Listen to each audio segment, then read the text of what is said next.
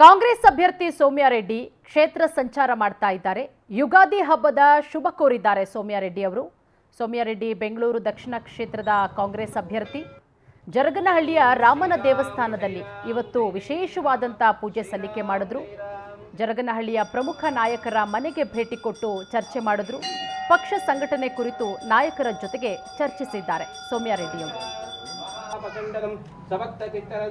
ಇವತ್ತು ಯುಗಾದಿ ಹಬ್ಬ, ಹೀಗಾಗಿ ಬೆಂಗಳೂರು ದಕ್ಷಿಣ ಕಾಂಗ್ರೆಸ್ ಅಭ್ಯರ್ಥಿ ಸೌಮ್ಯ ರೆಡ್ಡಿ ಅವರು ದೇವಸ್ಥಾನಕ್ಕೆ ಬಂದಿದ್ದಾರೆ. ಮೇಡಮ್, ಇವತ್ತು ಯುಗಾದಿ ಹಬ್ಬ ಹೇಗೆ ವಿಶ್ ಮಾಡ್ತೀರಿ ನಮ್ಮ ಕ್ಷೇತ್ರದ ಜನತೆಗೆ?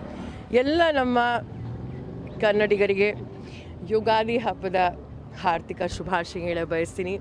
ಬೇವು ಬೆಲ್ಲದ ಹಬ್ಬ, ಹೋಳಿಗೆಯ ಹಬ್ಬ, ಮಾವು ತೋರಣದ ಹಬ್ಬ. ನಮ್ಮ ಪ್ರತಿಯೊಬ್ಬ ಜೀವನದಲ್ಲಿ ಕಹಿಯನ್ನು ಕಡಿಮೆ ಆಗಲಿ, ಸಿಹಿ ಜಾಸ್ತಿ ಆಗಲಿ ಅಂತ ನಾನಿವತ್ತು ಎಲ್ರಿಗೂ ಪ್ರಾರ್ಥನೆ ಮಾಡ್ತೀನಿ. ನಿಮ್ಮೆಲ್ಲರ ಆಶೀರ್ವಾದ ನಿಮ್ಮ ಮಗಳ ಮೇಲೆ ಇರಲಿ ಅಂತ ನಾನು ಕೇಳಕ್ಕೆ ಬಯಸ್ತೀನಿ.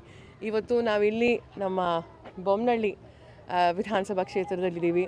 ಎಲ್ಲ ನಮ್ಮ ಮುಖಂಡರು ಎಲ್ಲರೂ ಸಹ ಇಲ್ಲಿದ್ದಾರೆ. ನಮ್ಮ ಮಧುಸೂದನ್ ರೆಡ್ಡಿ ಅಣ್ಣವ್ರು ಇರ್ಬೋದು, ನಮ್ಮ ಸತ್ಯ ಅಣ್ಣವರು, ಮತ್ತು ಎಲ್ಲ ನಮ್ಮ ಮಾಜಿ ಮೇಯರ್ ನಾಗರಾಜ್ ಅಣ್ಣವರು, ಮತ್ತು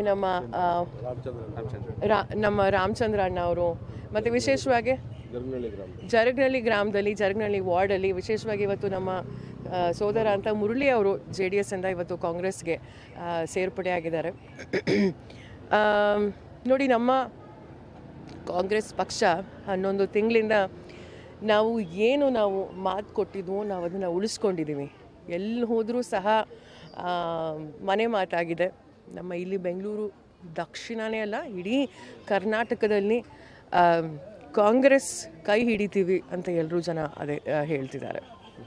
ನಿನ್ನೆ ಮತ್ತು ಅದೇ ರೀತಿಯಾಗಿ ಮೊನ್ನೆನೂ ಕೂಡ CM ನಿಮ್ಮ ಕ್ಷೇತ್ರದಲ್ಲಿ ಕ್ಯಾಂಪೇನ್ ಮಾಡಿದರು. ಸಾಕಷ್ಟು ರೆಸ್ಪಾನ್ಸ್ ಕೂಡ ಬಂದಿತ್ತು. ಈ ಬಾರಿ ನಿಮಗೆ ಬೆಲ್ಲ ಸಿಗ್ಬೋದಾ ಕ್ಷೇತ್ರದಲ್ಲಿ? 100%. ಯಾಕಂದರೆ ಬೇವು ತುಂಬ ಸಿಕ್ಕಿಬಿಟ್ಟಿತ್ತು. ಹಾಗಾಗಿ ಗೆದ್ದವ್ರನ್ನ ಮೋಸ ಮಾಡಿ ಈ ರೀತಿ ಅನ್ಯಾಯ ಮಾಡಿರೋದು ದೇವರು ಎಲ್ಲೋ ಒಂದು ಕಡೆ ಅದು ನೋಡ್ತಿರ್ತಾರೆ. ಸೊ ಹಾಗಾಗಿ ಮತ್ತೊಮ್ಮೆ ಈ ಹೆಣ್ಮಗಳನ್ನ ಕಷ್ಟಪಟ್ಟು ಕೆಲಸ ಮಾಡಿರುವ ಈ ನಿಮ್ಮ ತಂಗಿ, ನಿಮ್ಮ ಮಗಳು ನಿಮ್ಮ ಜೊತೆ ಇರಲೇಬೇಕು ಅಂತ ದೇವರು ಎಲ್ಲೊಂದು ಕಡೆ ಕಳಿಸ್ಕೊಟ್ಟಿದ್ದಾರೆ ಅಂತ ಭಾವಿಸ್ತೀನಿ. ಎಲ್ಲಿ ಹೋದರೂ ಸಹ ಜನರು ಅದೇ ಮಾತಾಡ್ಕೋತಿದ್ದಾರೆ.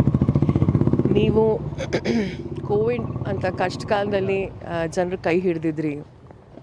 ನಾವು ಬೇರೆ ಕ್ಷೇತ್ರ ಇದ್ದರೂ ಸಹ ನಾವು ರಾತ್ರಿಗೆ 2 ಗಂಟೆ ನಾವು ಫೋನ್ ಮಾಡಿದಾಗ ಬೆಡ್ ಕೊಡಿಸಿದ್ರಿ. ನೀವು ಆಪೋಸಿಷನಲ್ಲಿ ಇದ್ದರೂ ಸಹ ನೀವು ಕಷ್ಟಪಟ್ಟು ಹೋರಾಟ ಮಾಡಿ, ಪ್ರತಿಭಟನೆ ಮಾಡಿ, ಎಲ್ಲ ಜಾತಿ ಜನಾಂಗದವ್ರಿಗೆ ನೀವು ಶಕ್ತಿ ಮೀರಿ ಕೆಲಸ ಮಾಡಿದ್ರಿ. ಸೊ ಹಾಗಾಗಿ ಆಮೇಲೆ ವಿಶೇಷವಾಗಿ ನಮ್ಮ ಕರ್ನಾಟಕದವ್ರಿಗೆ ಅನ್ಯಾಯ ಆಗಿದೆ.